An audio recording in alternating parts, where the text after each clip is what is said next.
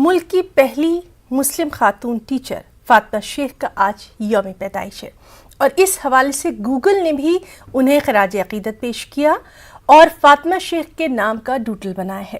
واضح ہے کہ مسلم خواتین کی فہرست میں سب سے پہلا مقام فاطمہ شیخ کا ہی ہے، جنہیں تاریخ فراموش کر چکی ہے۔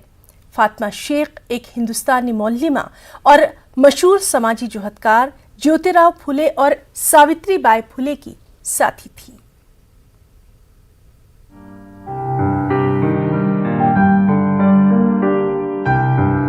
یوں تو فاطمہ شیخ کی پیدائش کی کوئی صحیح روایت نہیں ملتی، مگر بتایا جاتا ہے کہ تقریباً 200 سال پہلے ان کی پیدائش ہوئی تھی۔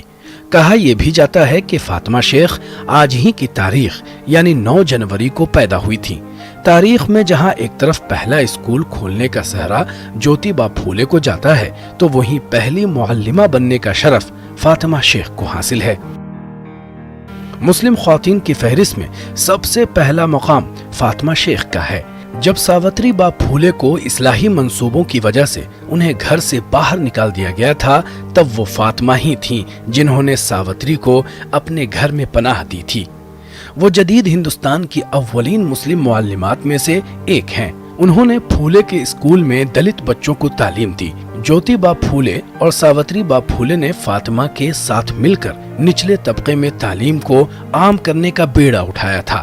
ان کے اس قدم سے ناراض مقامی افراد نے انہیں ڈرایا اور دھمکیاں دی، لیکن ان دونوں خواتین نے اپنے قدم کبھی پیچھے نہیں کھینچے۔ ان کے اس عزم نے انہیں کبھی ہارنے نہیں دیا اور ایسے وقت میں فاطمہ شیخ آہنی دیوار بن کر کھڑی ہو گئیں اور ساوتری بائی پھولے کی ہر ممکن مدد کی۔